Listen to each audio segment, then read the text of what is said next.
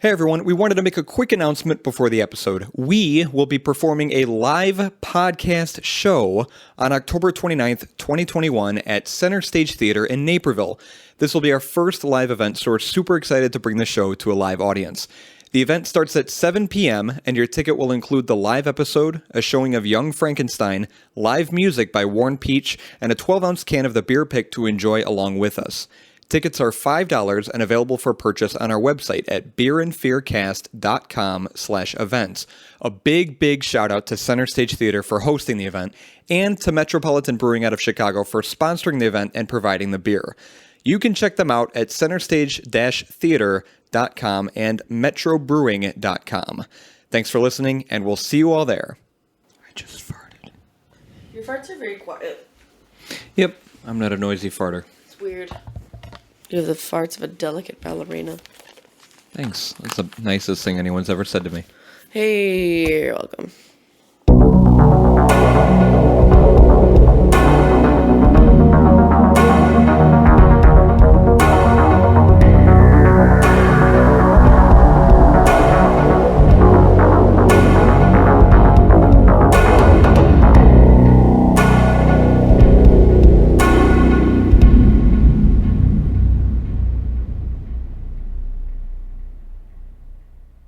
Welcome to the 56th episode of Beer and Fear. My name is Zach. I'm Paige. Paige is sick and is drinking McDonald's Sprite. It's the cure-all. The best Sprite. That's the cure-all. The best Sprite. It is the best Sprite. It's spicy. Spicy Sprite. This episode is about murder hornets. Isn't that cold, nice and cold in your face? Yeah, these mics are great. Yeah, murder hornets. Woo. Woo!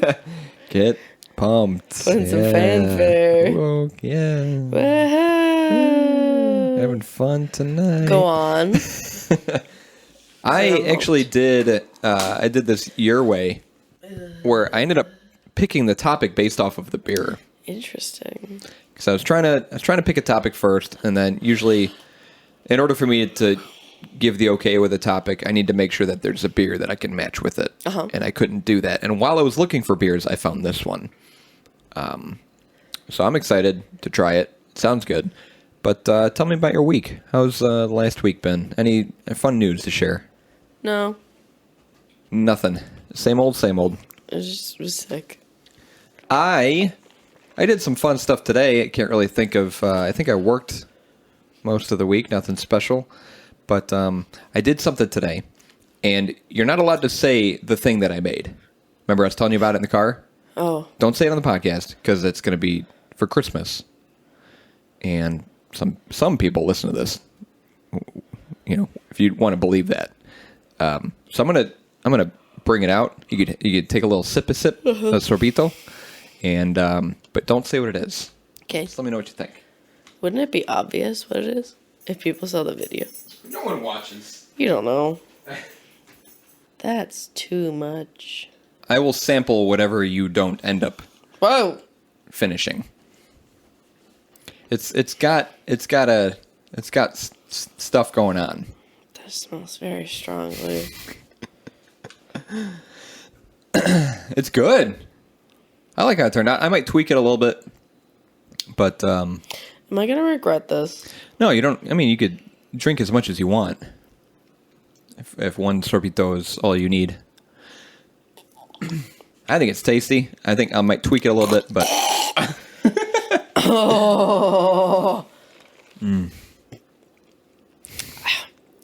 it's good.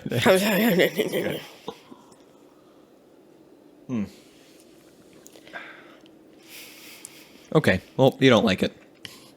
I don't think I like it. We'll censor that out. And besides the thing that I made that Paige doesn't like, I apologize. My reaction was very instinctual. We are both, I mean, by the time you listen to this, it'll be over already, but we're going to see Warren Peach. He's going to perform his... it's cold. His new album? I guess. Yeah, album, EP, live on Friday the 8th. So we're looking forward to that tomorrow. That'll be a fun thing to do. But Warren Peach is going to be playing our live music at our live show on Friday, October 29th at Center Stage Theater at 7 p.m. Tickets are $5 on our website. Click on events, and everything's right there. But it should be fun. I'm looking forward to seeing him perform. Be some good shit. That's all I got to share. Let's get into the beer. Our beer for episode 56 on Murder Hornets is from Hubbard's Cave. Oh, is that the boxing company? fruit punch? No, that's Maplewood. Is that... You picked Hubbard's Cave for a bonus episode. What was it? It's peanut butter s'more. Oh, that was gross. I thought you liked peanut butter s'more. No. Well, Hubbard's Cave, we did peanut butter s'more on our bonus episode, but we haven't done them for our main episode yet. They're at 6343 West Grosse Point Road in Niles, Illinois, 60714. We've had Hubbard's Cave, one of our bonus episodes. Hubbard's Cave is actually an addition to Un Année. It's French. Un Année. Their main brewery. Un Année is their main brewery. So I'm going to talk about Un Année first. It's an independent craft brewery. Was born in 2013 on the near west side of Chicago near Hubbard's Cave, with the quest of making fine Belgian-inspired ales for all beer lovers. Founded by architect, former Marine, and Chicago native Jerry Nelson. He's done it all. Much. The brewery has since become a family operation when Jerry's brother Dave joined in. We are fortunate to have a fabulous team of dedicated brewery professionals to work with every day. What does it mean? Did we mention Jerry did an architecture abroad program in Versailles, France? Une année, meaning 1 year in French, began with a seasonal rotation of annual Belgian beers, which have since become weekly and bi-weekly releases. Our first offering, Maya, was made for the adults at Jerry's daughter's first birthday party. Une année. Une Année has expanded its offerings over the years with an emphasis on fruited and unfruited American wild ales. In 2017, the brewery moved to neighboring Chicago suburb Niles, Illinois, and expanded to include a tap room. In 2020, just as a global pandemic started, the tap room was moved to our current space with the addition of a kitchen specializing in barbecue. The new brewery allows everyone to get home more frequently for quality time with the kids. The working brewery in the background lends a hand to creating a laid-back atmosphere where you can sit back and enjoy some of your favorite craft beers on tap. The new, bigger tap room and brewery in Niles, but across the street from Chicago. Some of the English in here is a little weird. I'm having a hard time focusing. I'm sorry. It's okay. I just copied and pasted. And now Hubbard's Cave. In 2015, Hubbard's Cave was developed as an alternative to our Belgian-style ales, producing American-style ales, primarily imperial stouts, and Hubbard's Cave signature fresh IPAs, imperial IPAs. Hubbard's Cave is a refreshing addition to the Une Année family, named after the Chicago Hubbard Street traffic tunnel on Interstate 9094, next to where the brewery was born. Hubbard's Cave has quickly grown to produce some of our most popular offerings. So I feel like Hubbard's Cave is like more popular than Une Année. You'll find more Hubbard's Cave stuff in stores. Our beer is called Milk of the Murder Hornet. That's funny. Milk, more specifically, Milk of the Murder Hornet Pina Colada. Interesting. It is a milkshake imperial IPA with lactose, coconut, and pineapple. So it's fruited like a pina colada. Not a whole lot else that I could find on this beer. Milk of the Murder Hornet has been released with many different varieties, including strawberry, peach, passion fruit, guava, and passion fruit, mango, pineapple, raspberry, blueberry, blackberry, and the one we're trying now. This is an imperial milkshake IPA. We've had a milkshake IPA before, as well as a tart shake IPA, and we've talked about what makes them what they are. Milkshake IPAs are a unique spin on New England or hazy IPAs, introducing lactose to create a milky, creamy mouthfeel. Geekity. The milkshake IPA combines two of humanity's finest achievements, milkshakes and beer. Can't argue with that. And while this style is new, it's based on a decades-old dream. Just check out this quote from 1945. If a man ordered a beer milkshake, he thought, he'd better do it in a town where he wasn't known. But then a man with a beard ordering a beer milkshake in a town where he wasn't known, they might call the police. I don't get it. I don't get that either. That's from Cannery Row by John Steinbeck, and is perhaps the first ever reference to a beer milkshake. Fortunately, things have changed since the 40s. Is Beards that the are guy who wrote Grapes of Wrath? Cannery Row by John Steinbeck? I have no idea. Look it up. Fortunately, things have changed since the 40s. Beards are no longer considered a sign of moral decay, and breweries all over the country are making beer milkshakes in the form of milkshake IPAs. Yeah, I was right. It is the guy that wrote Grapes of Oh, Wrath. look at you, Miss Literate.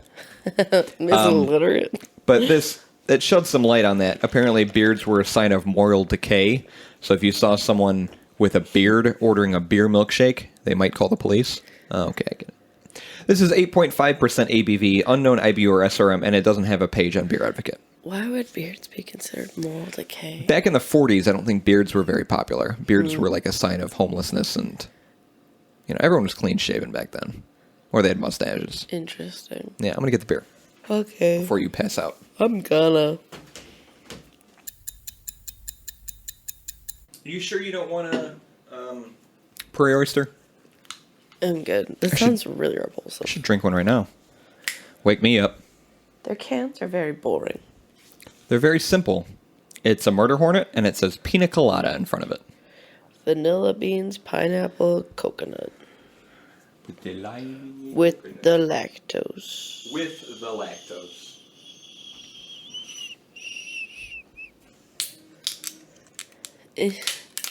My nails are so long. Help. Open. Ugh, I wanted that not to happen. Oh, I can smell it all the way over here. Yeah. Let me get a second whiff through. My left nostril is very clogged right now. Yeah, it smells like candy. It does. Sweet. And A pina colada. it smells like a pina colada. That's a pina colada. Oh, you got one of those pina coladas over there, don't you? Is that a pina colada?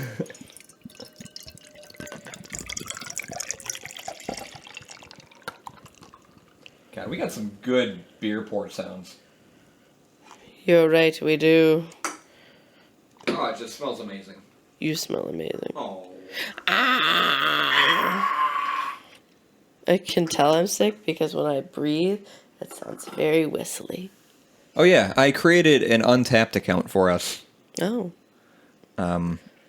So bear with me while I log into that and post that we're drinking this. Smells like pineapple and coconut. Pineapple. And nut. Pineapple and nut.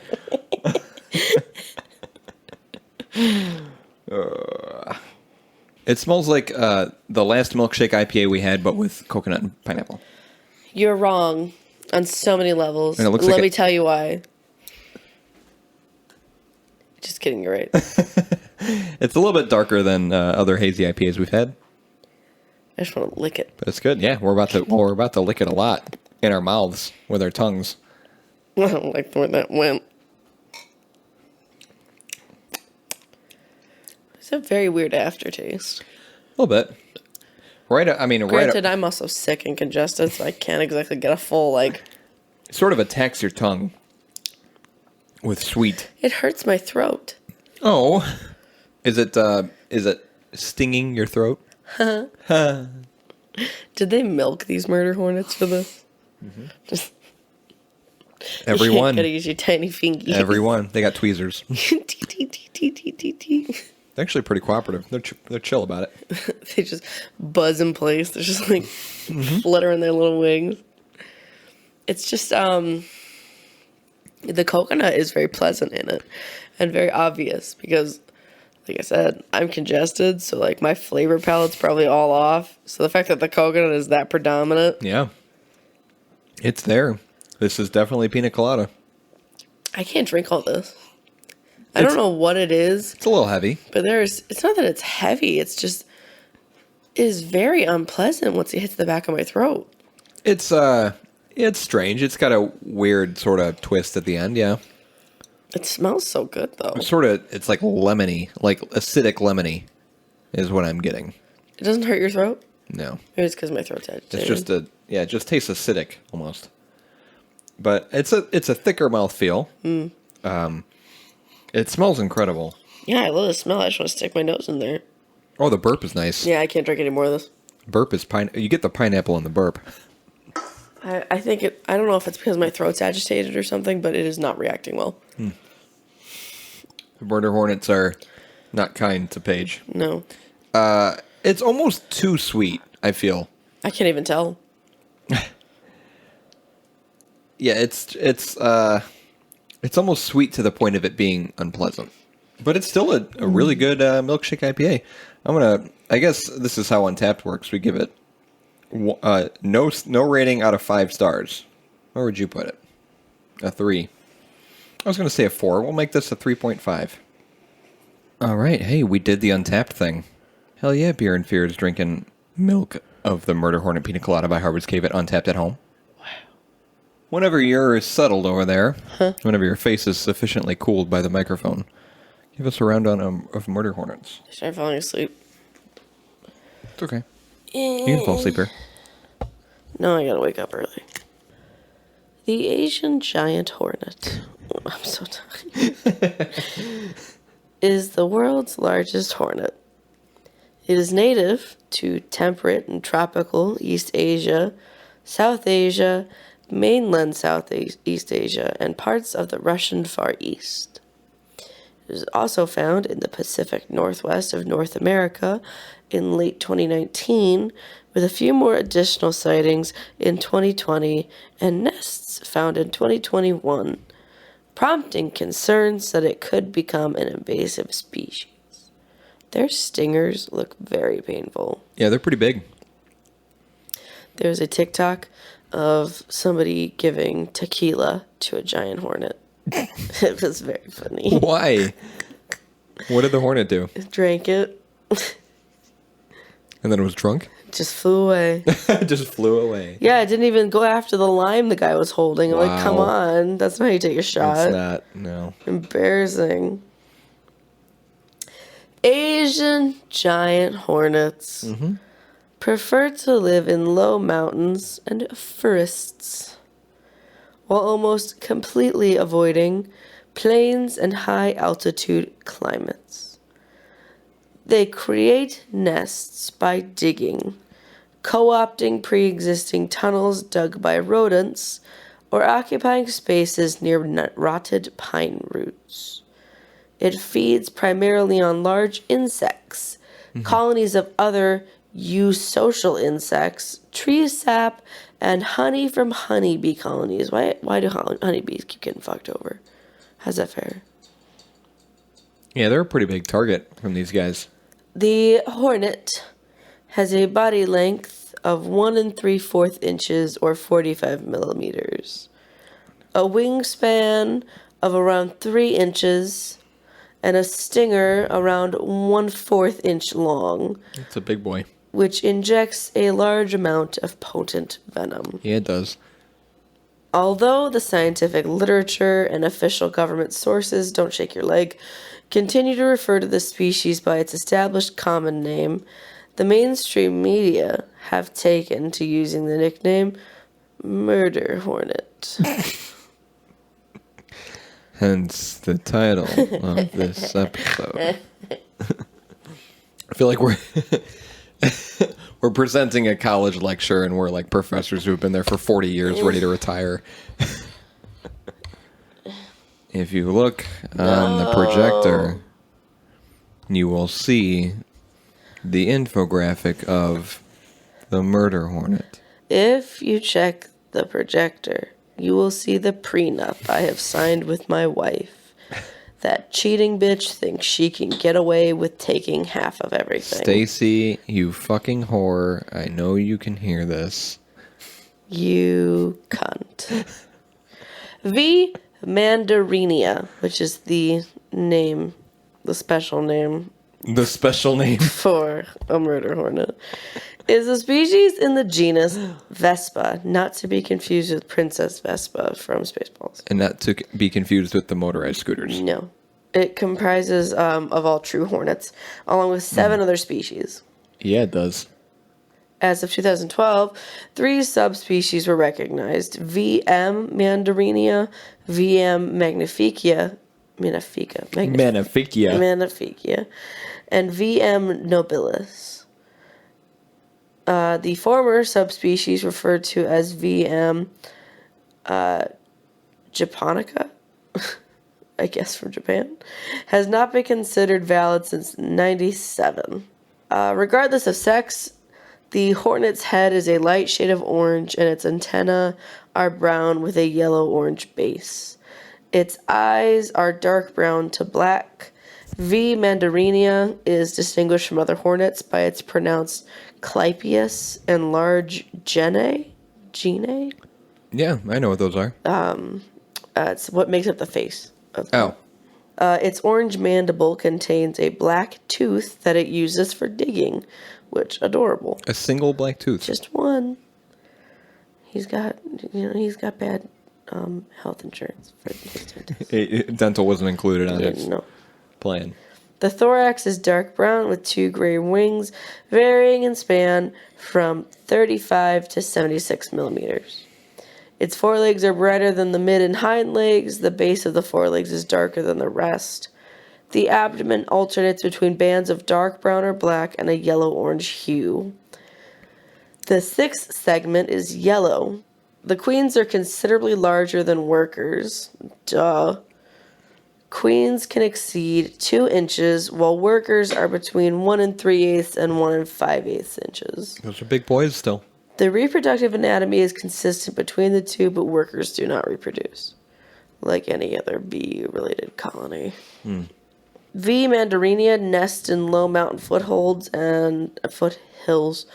and lowland forest. As a particularly dominant species, no efforts are directed toward conserving V. mandarinia or its habitats, as they are common in areas of low human disturbance.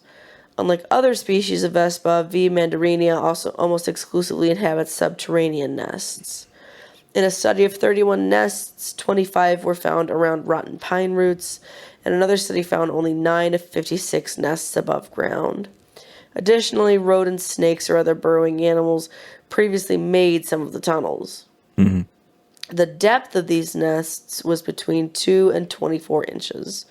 The entrance at the ground surface varies in length from 1 to 24 inches, either horizontally inclined or vertically. The queens that found the nest prefer narrow cavities. As queens do. Yeah, all the time. I don't want to keep talking. You cover as little or as much as you'd like. Get into the basics. All of these people listening, they can do their own research on murder hornets. Just look it up on Wikipedia. The stinger of the Asian giant hornet is about 1/4 inch long, which is about that 4.5 millimeters. Yeah. Longer than that of a honeybee. This is a big old bee butt. That's a big old bee butt. The stinger injects an especially potent venom that contains, like many bee and wasp venoms, do words for me. Words. Cytoclotic, a cytolytic peptid. Oh. And a peptid, Are you sure it's not a catalytic converter? is science. It is. It sounds very just. My brain no work right now. Cytolytic peptid. Yeah, you look it up and tell them what it means. We know what those are. We don't need to. It damages tissue by stimulating phospholipase, full of something action. It's getting very sciencey. It's too much. I know work. The bee butt enter Sting. skin and Hurt. very Ouch. much ouch. It hurt. And skin bad. Yeah. Moving on. Masato Ono, an entomologist at Tamagawa University, described the sensation of being stung as feeling like a hot nail being driven into my leg. Besides using their stingers to inject venom, Asian giant hornets are apparently able to spray venom into a person's eyes under certain circumstances. Like a frickin' squid. Interesting. The venom contains a neurotoxin called mandaratoxin, While a single wasp cannot inject a lethal dose, multiple stings can be lethal even to people who are not allergic, if the dose is sufficient. But allergy to the venom greatly increases the risk of death. Of course. Tests involving mice found that the venom falls short of being the most lethal of all wasp venom, having an LD of 4.0 mg to kg. I gotta look up. An LD, like lethal dose of 4 milligrams to kilograms? 4 milligrams of the venom to kilograms of your body, I'm assuming. The deadliest by weight belongs to V. luctuosa at 1.6 milligrams to kilogram. And that's another murder hornet? In Vespa? It's still... It They're belongs, all in Vespa. Yeah. But it is a species of hornet that's from the Philippines. Too much brain. It's a lot. You're killing it, though, I gotta say. I don't feel like I am.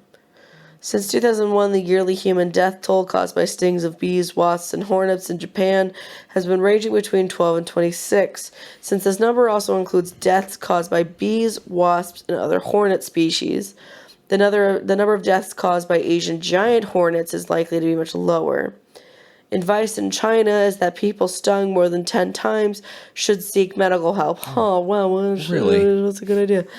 And require emergency treatment for more than 30 stings. The stings can cause kidney failure. In 2013, stings by Asian giant hornets killed 41 people and injured more than 1,600 people in China. One source claims that most people who sought medical attention for a sting entered anaphylaxis before or during the medical session, and that deaths from envenomation are primarily related to anaphylactic shock or cardiac arrest. It's gnarly. You're gnarly. Oh, thanks.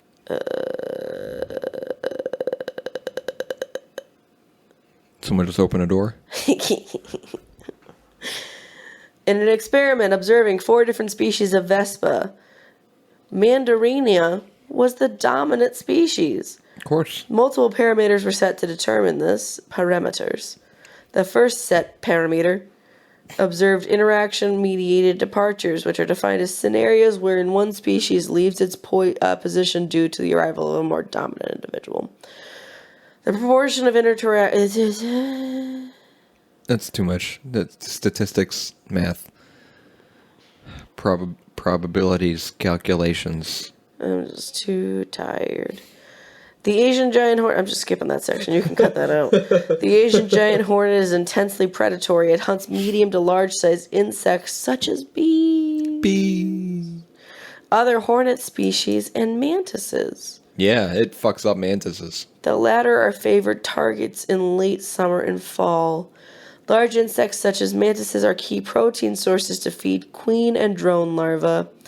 Workers forage to feed their larvae, and since their prey can include crop pests, the hornets are sometimes regarded as beneficial. This hornet often attacks both colonies of other Vespa species. They also cannibalize each other's colonies. Oh, that's not nice. It is not nice. You are correct.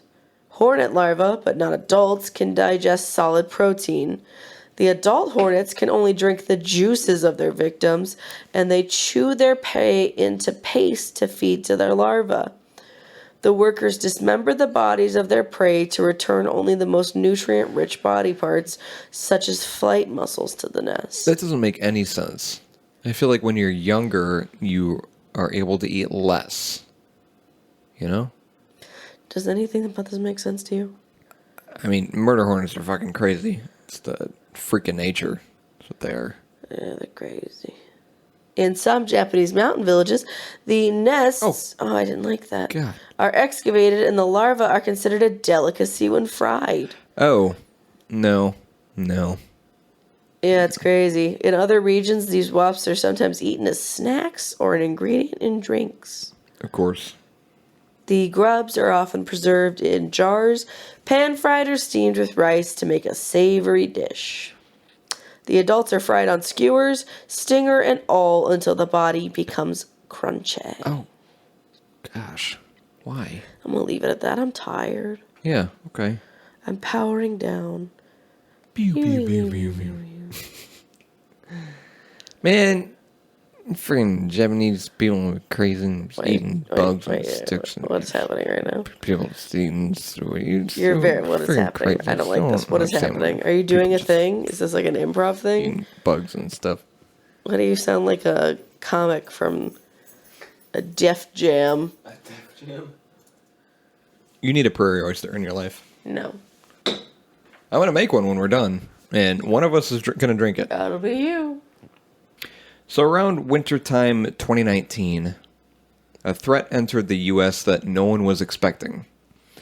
It came to us from another country, shocking everyone, and no one could anticipate the permanent effect it would have on all of us. Huge invasive bee-killing hornets turn up in Washington state. Washington state authorities say an Asian giant hornet has turned up near the Canadian border, carrying it with the potential for a powerful and painful sting, and a potential threat to honeybees. These adult hornets are nearly 2 inches long, with large yellow heads. Washington state health and agriculture officials ask people near the northern town of Blaine to be on the lookout for the invasive species. Quote, although it is not typically aggressive towards humans, this unwelcome pest can inflict a powerful sting and also represents a threat to honeybees, for which they have a voracious appetite, the Washington State Department of Agriculture said in a pest alert issued Thursday. The department said the hornets are usually dormant in the winter months and are most common from July through October. Officials said they can quickly destroy honeybee hives.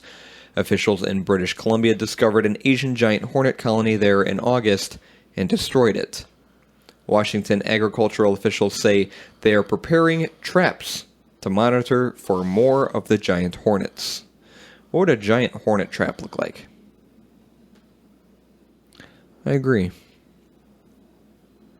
I don't think it would have that much venom on it to kill them.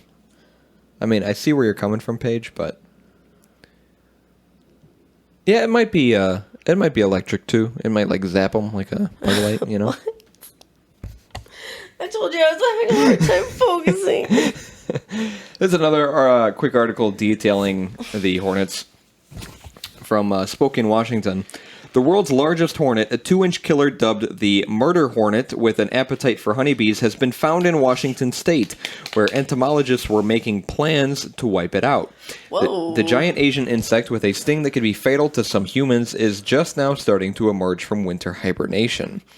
Quote, they're like something out of a monster cartoon with this huge yellow-orange face, said Susan Kobe, a bee breeder at Washington State University. Oh. Quote, it's a shockingly large hornet, said Todd Murray, a WSU Extension entomologist and invasive species specialist.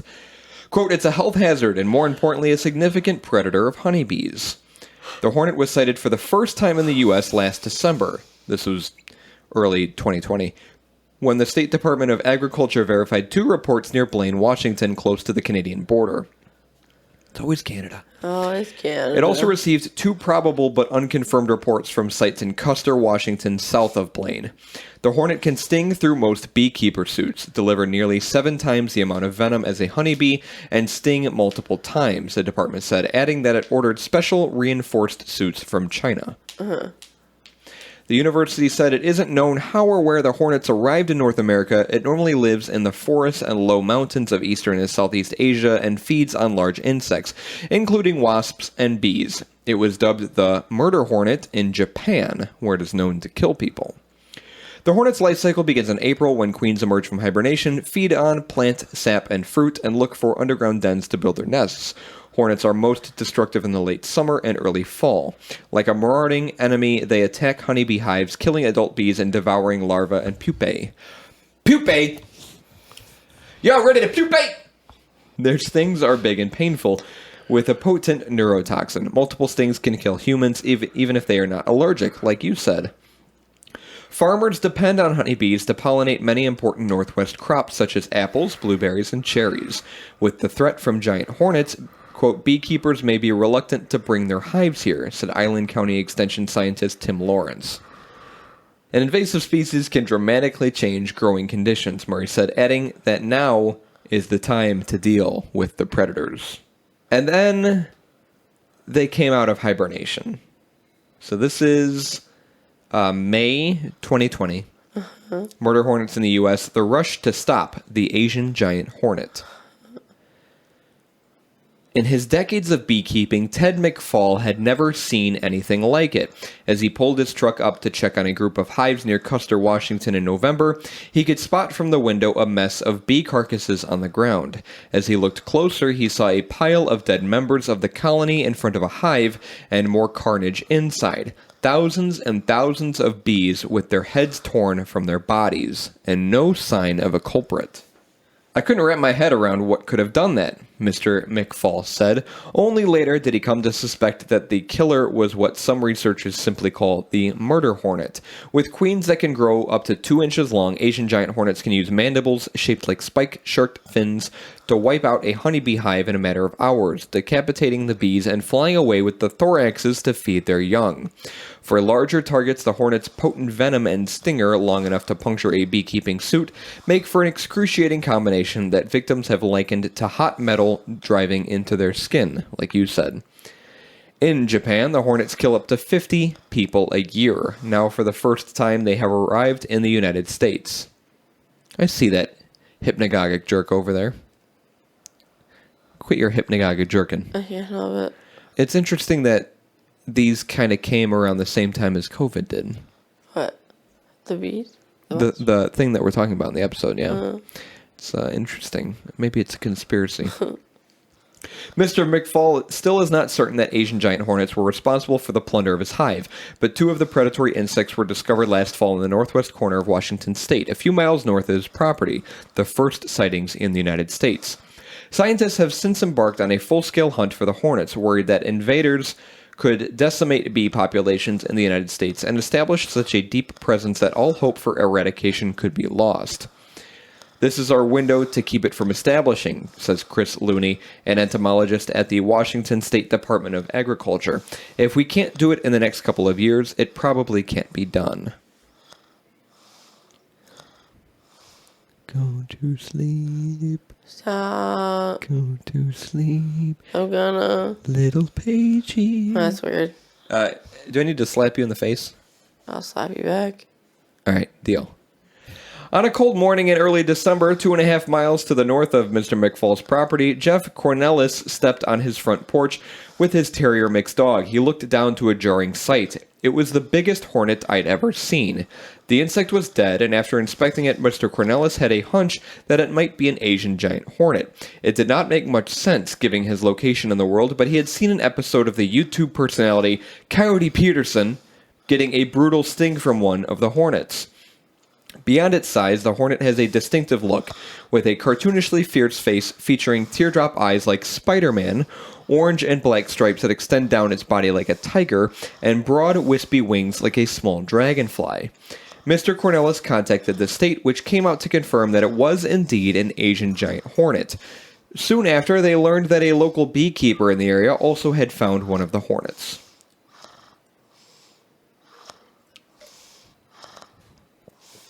Just a few more minutes. Okay. That's all you have to stay awake for. It's hard. Look up with your eyes. Like, look straight up. As far up as you can. Yeah. Dr. Looney said it was immediately clear that the state faced a serious problem, but with only 2 insects in hand and winter coming on, it was nearly impossible to determine how much of the hornet had already made itself at home. Over the winter, state agriculture biologists and local beekeepers got to work preparing for the coming season. Ruthie Danielson, a beekeeper who had helped organize her peers to combat the hornet, unfurled a map across the hood of her vehicle, noting the places across Wadham County where beekeepers have placed traps. Quote, most people are scared to get stung by them, Miss Danielson said. We're scared that they are going to totally destroy our hives. Adding to the uncertainty and mystery were some other discoveries of the Asian giant hornet across the border in Canada. In November, a single hornet was seen in White Rock, British Columbia, perhaps 10 miles away from the discoveries in Washington state, likely too far for the hornets to be part of the same colony. Even earlier, there had been a hive discovered on Vancouver Island across a strait that probably was too wide for a hornet to have crossed from the mainland. Oh. I didn't like that. That hurt. Crews were unable to track down the hive on Vancouver Island. Conrad Berube, a beekeeper and entomologist in the town of Nanaimo, was assigned to exterminate it. He set out at night when the hornets would be in their nest. He put on shorts and thick sweatpants, then his bee suit. He donned Kevlar braces on his ankles and wrists. But as he approached the hive, he said the rustling of the brush and the shine of his flashlight awakened the colony. Before he had a chance to douse the nest with carbon dioxide, he felt the first searing stabs in his leg, through the bee suit and underlying sweatpants. It was like having red-hot thumbtacks being driven into my flesh, he said. He ended up getting stung at least 7 times, some of the stings drawing blood. Junichi Takahashi, a researcher at Kyoto Sangyo University in Japan, said the species has earned the murder hornet nickname there because its aggressive group attacks can expose victims to doses of toxic venom equivalent to that of a venomous snake. A series of stings can be fatal. The night he got stung, Mr. Berube still managed to eliminate the nest and collect samples. What a badass. But the next day his legs were aching as if he had the flu. Of the thousands of times he had been stung in his lifetime of work, he said, the Asian giant hornet stings were the most painful. After collecting the hornet in the Blaine area, state officials took off part of a leg and shipped it to an expert in Japan. A sample from the Nanaimo nest was sent as well. A genetic examination concluded over the past few weeks determined that the nest in Nanaimo and the hornet near Blaine were not connected, said Talissa Wilson, a state pest biologist, meaning there had probably been at least 2 different introductions in the region. Dr. Looney went out on a recent day in Blaine carrying clear jugs that had been made into makeshift traps. Typical wasp and bee traps available for purchase have holes too small for the Asian giant hornet. He filled some with orange juice mixed with rice wine. Others had kefir mixed with water or kefir. And a third batch was filled with some experimental lures, all with the hope of catching a queen emerging to look for a place to build a nest. He hung them from trees, geotagging each location with his phone. In a region with extensive wooded habitats for hornets to establish homes, the task of finding and eliminating them is daunting. How to find dens that may be hidden underground, and where to look, given that one of the queens can fly many miles a day at speeds of up to 20 miles per hour. The miles of wooded landscapes and mild wet climate of western Washington state make for an ideal location for the hornets to spread. In the coming months, Mr. Looney said, he and others plan to place hundreds more traps. State officials have mapped out the plan in a grid, starting in Blaine and moving outward. The buzz of activity... Get it?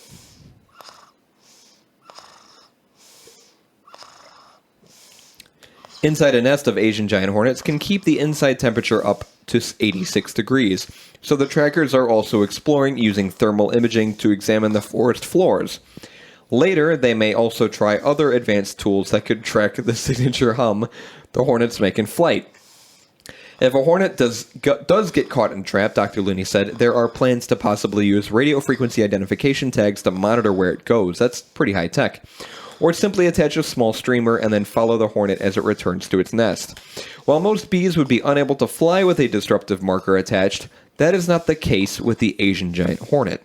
It is big enough to handle the extra load.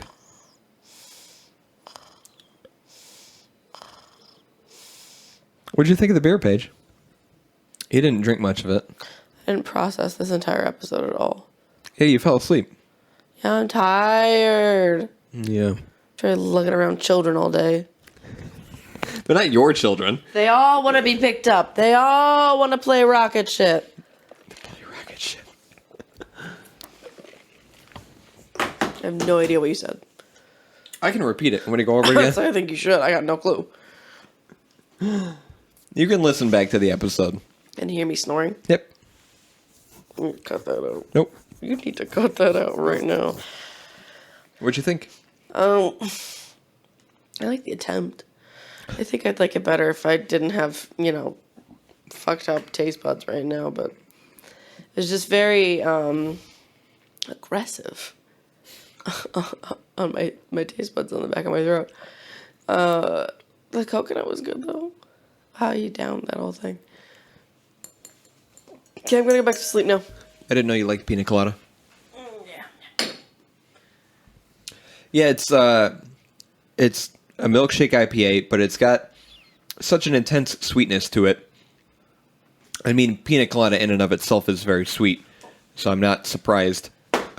Coconut's very predominant. The pina colada smell is there in the smell, obviously, but you get more coconut than pineapple in the taste. It just gets to a point where it's maybe a little overly sweet. They did make other versions of this beer, different flavors.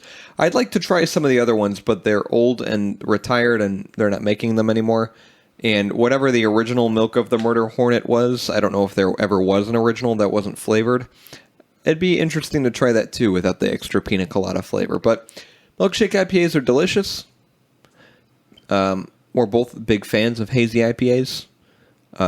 And it's obvious that with the addition of lactose and milk sugar, it kind of ups it a little bit, adds a little oomph to it. They're enjoyable. This one, maybe a little too sweet for my liking, but tasty. Wouldn't you agree? She gave the thumbs up. beerandfearcast.com is our website. You can go to our events page, beerandfearcast.com/events, to purchase tickets for our live show. We're going to be doing a podcast live on Friday, Jazz Hands, on Friday, October 29th at 7 p.m. at Center Stage Theater in Naperville. We've got the live podcast show, a showing of Young Frankenstein, live music, and your ticket includes a 12-ounce can of the beer that we're trying on the episode as well. $5. Halloween weekend. I couldn't think of anything better to do on a Friday night, honestly. And we'll both be conscious for the episode the entire time. We promise. We'll be 100% conscious and talking for the episode. But in the meantime, follow us on our socials, Facebook, Twitter, Instagram, Reddit, and TikTok, where we've got updates on our new episodes that get released every Wednesday at noon. And then beerandfearcast@gmail.com is our email, or go to our website, beerandfearcast.com. Click on the About page. There's a contact form you can fill out. Send us whatever messages you want. If you want to send Paige a wake-up message or a wake-up email, you can do so there as well. Make the subject Paige Wake Up, and in the body of the email, write Paige Wake Up. And send it, and she will wake up. Oh. The episode's not officially over until you say it. Have a good night. Have a good day. Whatever it is, I don't remember. I don't care. Tip your waitresses.